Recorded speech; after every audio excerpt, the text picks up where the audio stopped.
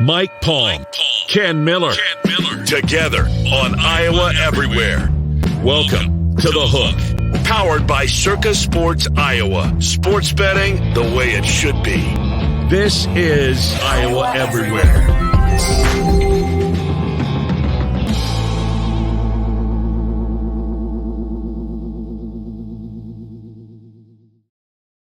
And hello again, everyone, and welcome to this week's episode of The Hook. My name's Ken Miller from Des Moines Sports Station, 106.3 KXNO. My partner, Mike Palm, Vice President of Operations at Circa Sports in Las Vegas. Hello, Mike Palm. Good to see you again. How was your week? You know, it's been pretty busy, Kenny, actually. There's so much to get ready for here. Now, conference tournaments are coming up quicker than you think. So you're extending March Madness earlier, and yet we have the West Regional here. So you're extending March Madness really to weekend too. I was looking at hotel rates around town. They're almost as high for the second weekend as they are for the opening weekend. It's incredible to think about. So we're going to go through 3 weeks of a buzzsaw, and really you could say a month, because remember, Vegas hosts 4 or 5 different conference tournaments, including what should be a very good West Coast Conference tournament that they always have at the Orleans a week before most of the others. Yeah, have you been to a game at the Orleans? I'm sure you have, right? Oh, yes. I've been to half a dozen games there. Do you like it? It's a pretty cool venue. Not bad. I used to go to Wolves games there, the hockey games there at the Olympic Arena too. So it's not bad. It's comfortable. It's not far from my house. So you don't have to get onto the strip. Right. So it's easier in and out, quick access. Yep. No, I'm a big fan of it. I've been to a couple of games there myself. Just since we're kind of off the strip, I'm sure you've seen the rumors, and we've talked about this before, but they're heating up again. The fact that the Rio, there's talk, Mike, that they're going to knock it down, and that's going to be the new ballpark, the home of the A's. Are you hearing that? Well, they've been saying that for a few years. I think they're targeting the land off Warm Springs, off Las Vegas Boulevard, for a basketball arena for an NBA team. So I don't think baseball will go there. I'd love them to see build a stadium downtown, of course. And the 51s play at Cashman downtown. Right. Yep. But the Rio's got a lot of problems as a structure. The building has a lot of problems. So it makes sense from a real estate perspective if you choose to repurpose that land. There was a time when the Rio was a pretty popular hotel, right? When it first Martell opened. built. What was the Martell built that, the same guy that built the M. I mean, it was a cutting edge casino. It was an independent operator. Then it became part of the Harrah's and then Caesars conglomerate. Yeah. What's the bar of it? The Voodoo Lounge, isn't Voodoo that? Lounge. Wasn't that it? Yeah. Mm-hmm. Yep. At the Rio. Good stuff. Well, we'll see. So NBA coming to town, would that be the speculation a new franchise or somebody moves? New franchise. I think that's next, Kenny. Before we get baseball, before we get the A's, I think the NBA is within the next 3 years. That's interesting. So if they expand by 1, they'd have to expand by 2? 2, yeah. They'd have to expand by 2. Where's the other city? I don't know. Yeah. I don't know, but I think this has been in the works and it's close to happening. So from what we hear and the people that are part of putting that, conglomerate together that would get a franchise. Is there a face of that conglomerate you could share with us? Have you heard? I can't. I don't want to say at this point. It's too speculative. Yeah. But within the next 2 or 3 years. I think within 3 years, yeah. Yeah. And if they do get an NBA franchise, won't that be a popular destination for free agents as well? I think it will be. Yeah. Listen, Kenny, no state tax. It's awesome. Very Texas and Nevada. I mean, it makes a lot of difference when you're making $20 million a year. That state. It makes a lot of difference when you're making $40,000 a year. Now, you pay through other things, but you can control it a little bit more through usage. Well, we shall see. That would. How popular would it be? Would it be like the Golden Knights, where the opposing team's fan takes half the tickets? It's interesting. It's a similar schedule. You play the team from the East once, right? So it would. I think it would be like that a little bit when you had Celtics or Pistons or 76ers come. I think you get a lot of those fans from those Eastern markets, especially the Northeast and Midwest, Cleveland, that would like to Chicago, that would love to come out here and watch their team play and make it their vacation. Well, I put it out on the radio. Your plan for Major League Baseball in Las Vegas a couple of weeks ago, and Mhm. it's part of the schedule. Every team has to play there a couple of times. That seems to me like that's hate to use the expression, a home run, right?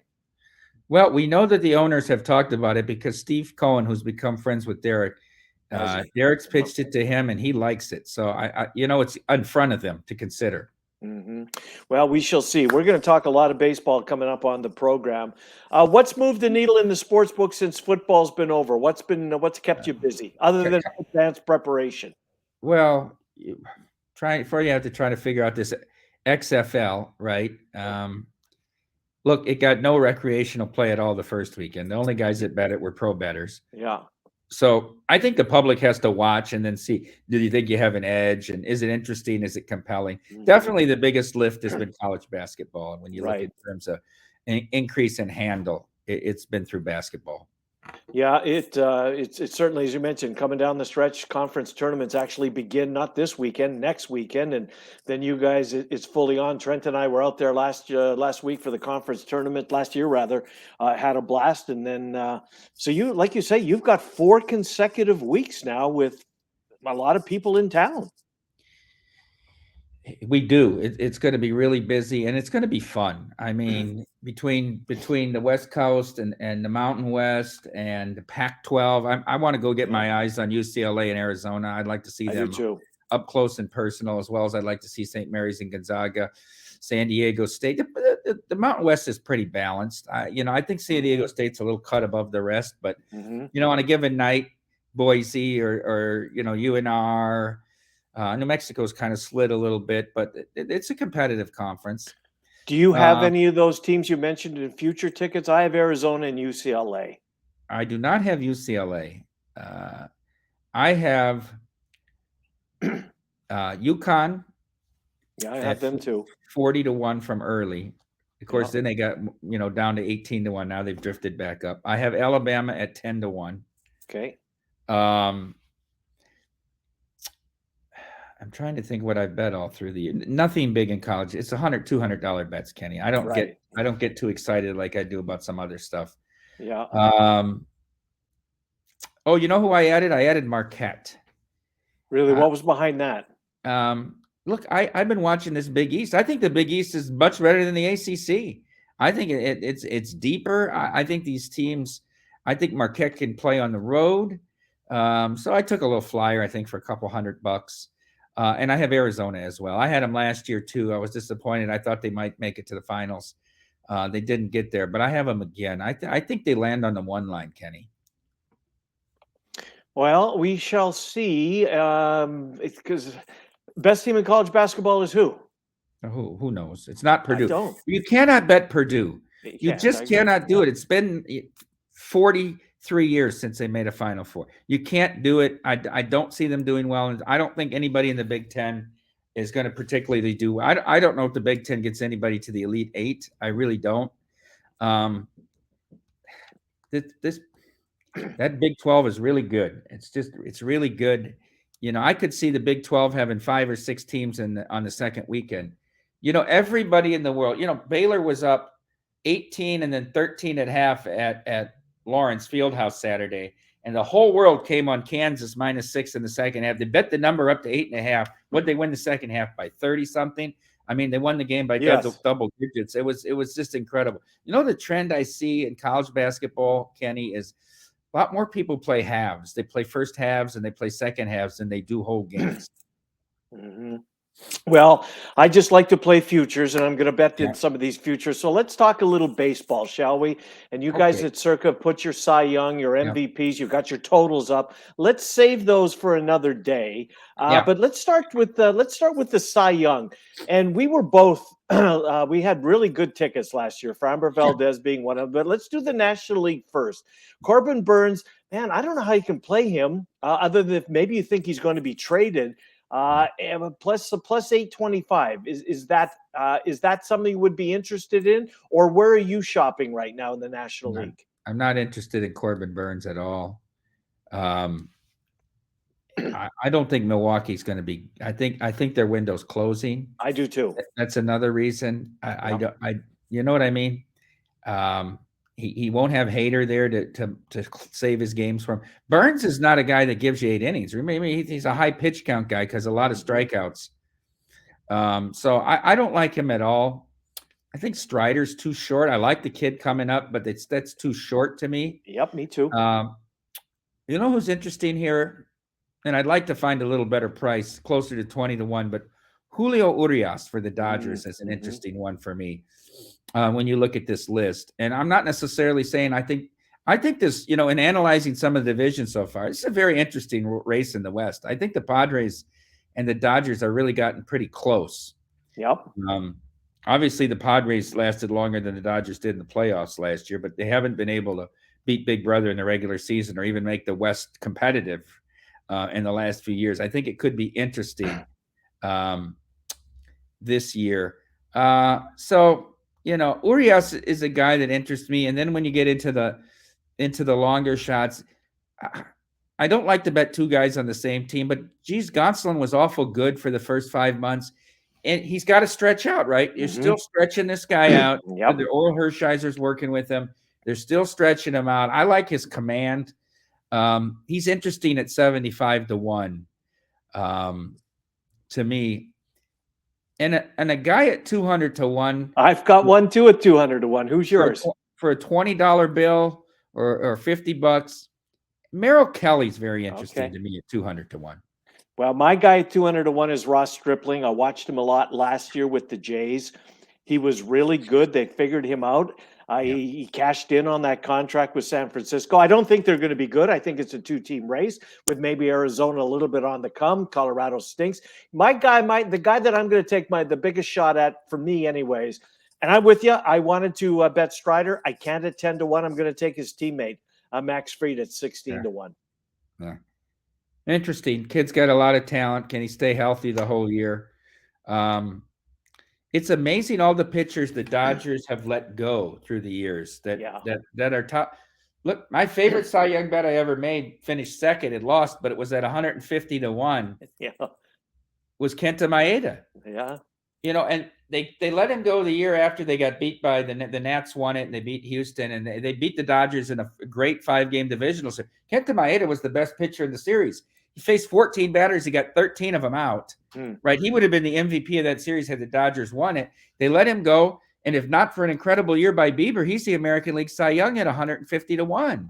And I thought we had a good ticket last year at 100-1 too with Framber. And as we flip the page, that's clearly my choice in the American. Ditto. And I'm surprised you guys listed him at 25-1. I thought maybe 16, 18-1. I got him 30-1 at the Westgate. He's 18-1 in most places in town.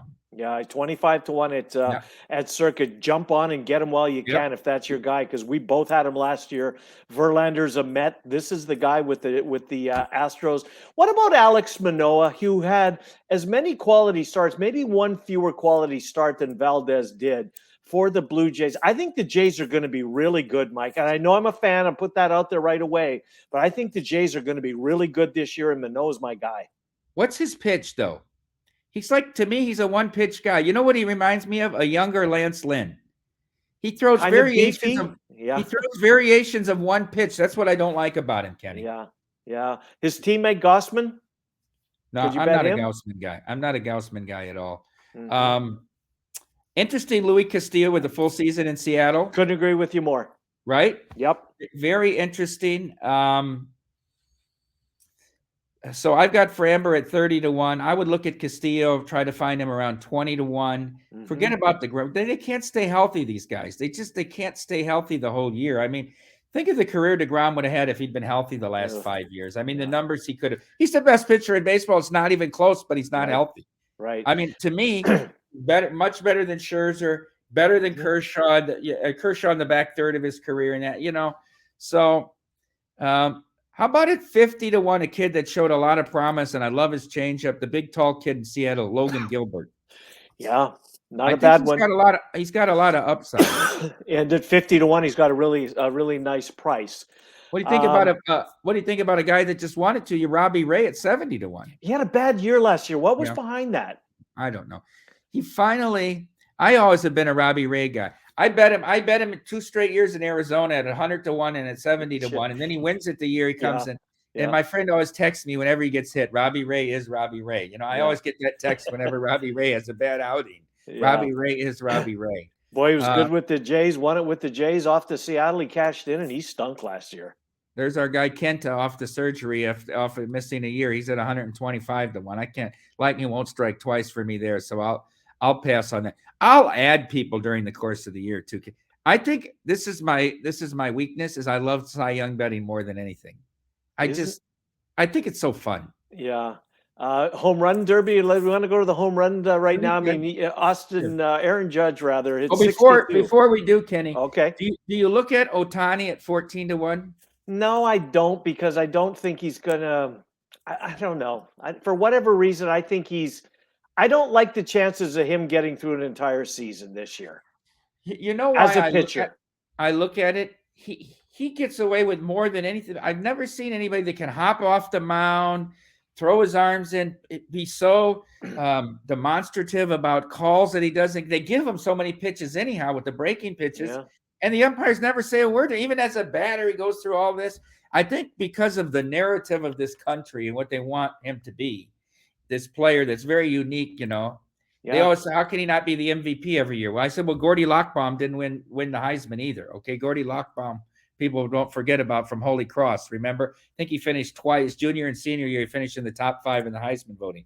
But there's a narrative with Ohtani in our culture that favors him, and I think the voters love him. I almost have to add him to the portfolio just because I hate to get snatched if he were to beat Framber with similar numbers. Yeah, he's a unique player, and we haven't seen anything like him since, Babe Ruth. So I think that's why we love him so much. Yeah. Let's go to the home run race. I'm going to take a couple of cracks. I'll go first on this one. I'm going to take Vladimir Guerrero at 12 to 1, who's coming off a disappointing year. By his standards, disappointing year. Yeah. You can't bet Judge at 7 to 1, can you? I guess you can. Free money? But it's really hard to follow up one of those seasons. I agree. It's so very hard. I guess you could, and people will probably have him. If they pick 2 or 3 guys, they'll have him as one of them. Not me. I mean, if he beats you, he beats you. But you got to me, it's one of those. I want to see it. Show me. What about Stanton, his teammate, at 50 to 1? He misses too many games. He's interesting because he has so much power, and his swing is very compact, right? Mm-hmm. But will he play 140 games? Will he play 140?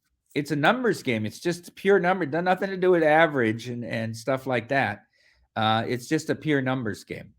What Fernando Tatis is 25 to 1. What kind of year? You follow the Padres very closely, your relationship with Circa and the San Diego Padres. Yeah. What kind of year do you expect out of him? I just think that's a tough park to hit in too. Why I don't like to focus on any Padres, Dodgers. Those are tough parks. They play night games. It's hard to hit the ball out at night. Mm-hmm. In the day games, it's much easier. But they'll play a lot of night games that they have a disadvantage at. I don't know his nonsense story with ringworm and these creams and all that. Yeah. I question how the clubhouse feels about him, Kenny. Yeah. I don't think that's unfair to do so. So you're going to bet who in the home run if you had to?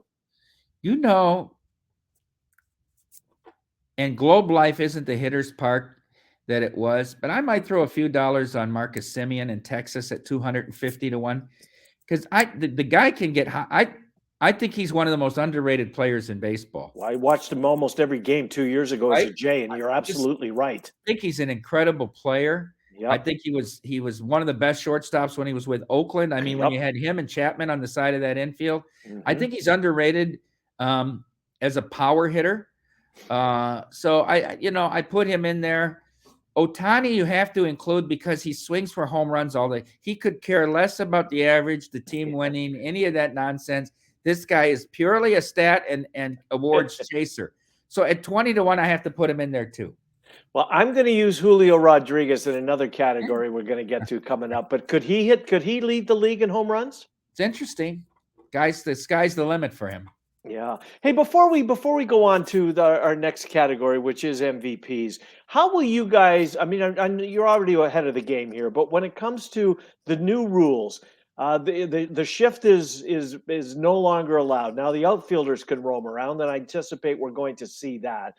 Bases are bigger. That might lead to a little bit more offense. when it comes to totals in baseball, how quickly will you adjust and how will you do it the first week?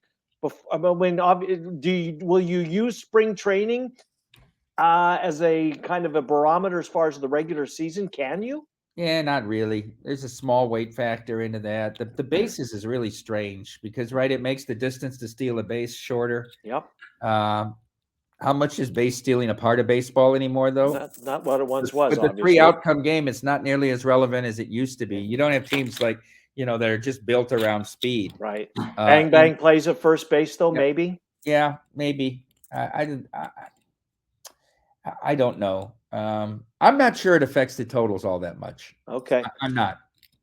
Let's go to the MVP, starting the National Leagues. We talk baseball here on Hook with Mike Palm. Where would your money land in the National League as far as MVP? Got a couple of guys identified? I look at the Central, and some of these teams are NL Central really bad, and so by default the Cardinals should win. To me, got to be a 90-92 win team, just because the Cincinnati's one of the worst teams I've ever seen. Pittsburgh Who's pitching for them? Who's pitching for the Reds this year? I can't believe this roster. Right. I agree with you. The Cubs got a year older. They'll get a little bit better, but I think Arenado at 14-1 is an interesting choice. He's going to be a Gold Glove. He's won Gold Glove every year of his career. Yep.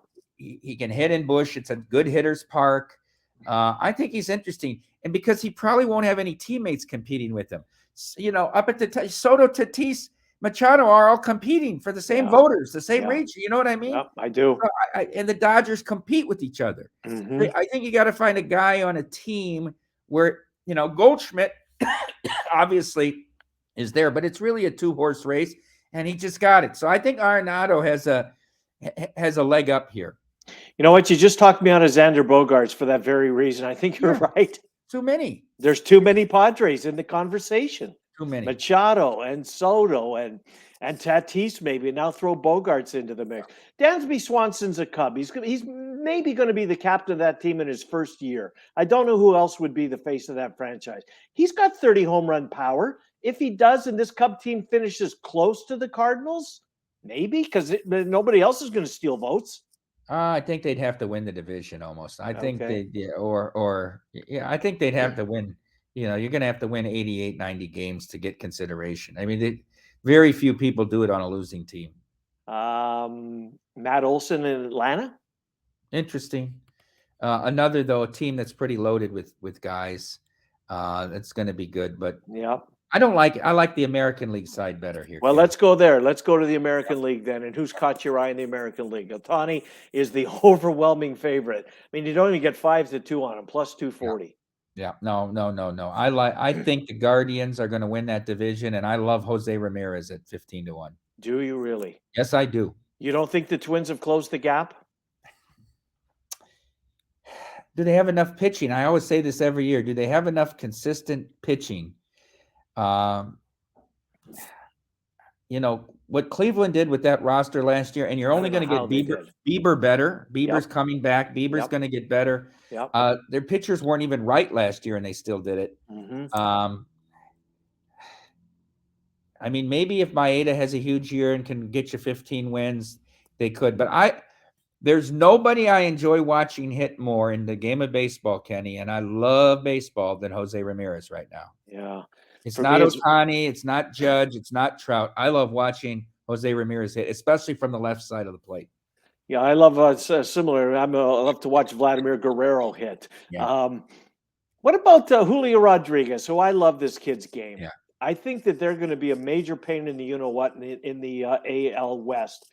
I'm not so sure that – look, Houston's the favorite, and they deserve to be, but I think Seattle's closed the gap, and Texas has too much power, too much talent for them to languish near the bottom. Julio Rodriguez at 12-1. Too short a price on him? It's a little short this early in his career. I would have to get almost double that price, Kenny, to look at it.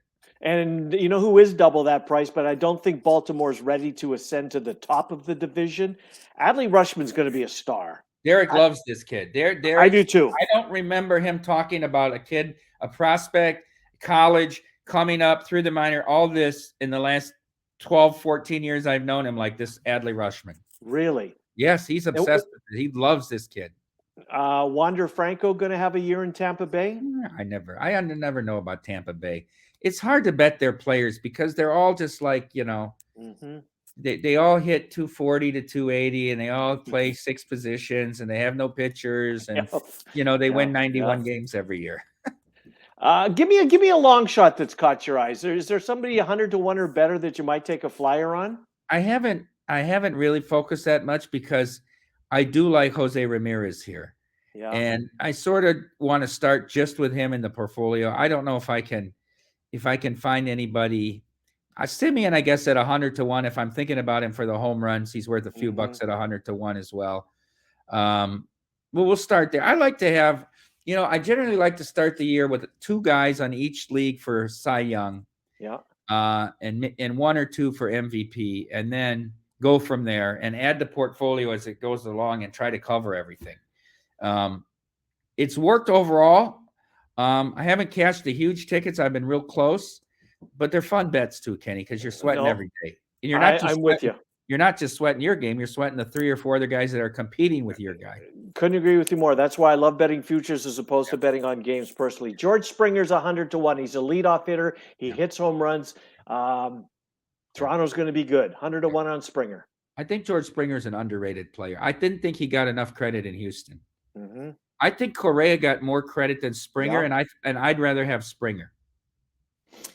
Let's move on. Let's do our hockey segment. We'll do the win totals coming up here in a week or two once you get more time. And I don't know when you're going to get more time with the tournaments about to kick in.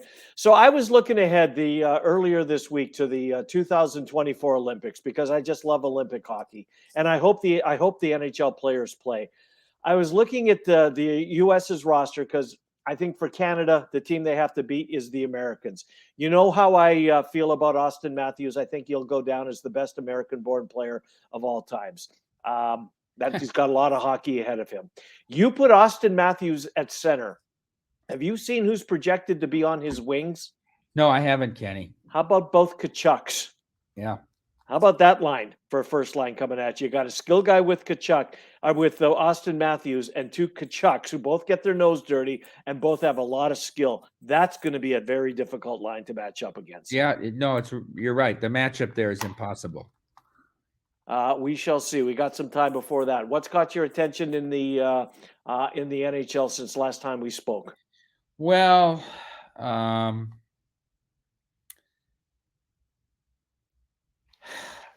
I added Colorado. You had to, all right? I have to. I did too. And I still don't think anyone's coming out of the Pacific. I don't get why Edmonton isn't better. I watch them play a lot. Mm-hmm. That's the only team that I think is dangerous coming out of the Pacific. They need a defenseman, Mike. If they pick up a defenseman at the trade deadline, I think that they could do. But other than that, I think I think the West is comes through Dallas and Colorado. Yeah. And I feel real good with the Bruins and with Carolina. Is Toronto good enough? Well, it's unfair that Toronto's going to have to play. Not Tampa, unfair. They're going to have to get by Tampa and then Boston, right? Yeah. But I like the fact that Toronto can go out and win 2-1 games. Yes, they can. They haven't in past years been really able to do that, especially on the road. They play a much more defensive style. Mm-hmm. In the Central Division, as a Jets fan, I hope the Avalanche leapfrog both Dallas and Winnipeg, because I think Dallas and Winnipeg, I think Winnipeg matches up better with Dallas. I'm not sure anybody matches up well with Colorado. Once McCarr gets back in the lineup, and I know he's got a concussion problem, look, the Wild are playing better all of a sudden, but Colorado, I think, will find themselves on top of the division. I'm going to throw another team, and I keep saying this team to you, and you, for whatever reason, don't buy in yet. The New York Rangers are – now, I know that the Jets beat them the other night, but Hellebuck stopped 50 shots, right? I think the Rangers are in Carolina, that Metropolitan Final, and I believe it'll be those 2 teams again. Rangers are going to be tough. Carolina, that's who they're going to have to get by, Mike. Yeah, and it went 7 last year, right? And I think Carolina's a little different. Their mix-up's a little different. Yeah, you can't sleep on them because they've got Shesterkin and they got a few guys that can score. You think the Red Wings can make the playoffs? I hope they do, because Donovan Lawn was here in Iowa last year. Yeah, and you root for these kind of guys. I mean, I think they're a year ahead of time, honestly. I think that them and Ottawa are two teams that I would buy stock in if there was such a thing. Yeah. Because I like your Ottawa team, and you put me on them a couple of weeks ago, and you're right. Yeah. It's interesting right now. So the Knights played well out of the break. I know they only got 1 point in Chicago. Yeah. And now they they good big game with Calgary tonight. So where does Patrick Kane finish? Where does he get traded to? It's interesting. Not sure. I cannot believe Dallas blew a 3-0 lead last night. I'm blown away. Stunning. Yeah. I had a guy that's a friend of mine had a 4-teamer, and Dallas was the last leg of the 4-teamer. He said he shut the game off, went to bed. He woke up and he said my account's missing money. And then he had to go look. They lost 4-3. Unbelievable. Mike, we'll let you go. We know you're busy. We'll get you at a real busy time this next few weeks. If you have to make it on Monday or make it on Tuesday, we'll make it work for you whenever you want to work. But we'll talk to you. We'll see you on the radio tomorrow, just before noon Central Time. You will join us, Trent Condon and myself with Miller and Condon. Have a wonderful week, Mike. We'll talk to you tomorrow on the radio. We'll see you next week on Iowa Everywhere. And thank you, everybody, for joining us as we talk sports wagering and kind of go inside and give you our opinions. Baseball will be here before we know it. They'll be screaming, play ball, and we couldn't be happier. Thanks, Mike Palm. Thanks, Kenny. I forgot to mention that for opening day on March 30th, Greg Maddux is going to throw out the first pitch at the Circa Sportsbook. So, he's having his charity poker tournament here at the end of April. So he and I are going to have some fun. We're going to have free apple pies, hot dogs, all mothers drink free. We're going all American on opening day. Every team playing on opening day. I love it. I do too. So where's he going to actually throw the pitch? It's going to be in front of the rider station. We're building a little riser. Nice. It'll be fun. Yeah, that'll be a blast. I can't wait to be there. I'll be there for Sweet 16 weekend. I'll be across the street at the Golden Gate, but spending a lot of my time at Circa and then picking up breakfast at Bacon Nation at the D and taking it back to the room. Mike, we'll talk to you tomorrow on the radio. Thanks, everybody, for tuning in. Another episode of The Hook. We'll see you next week.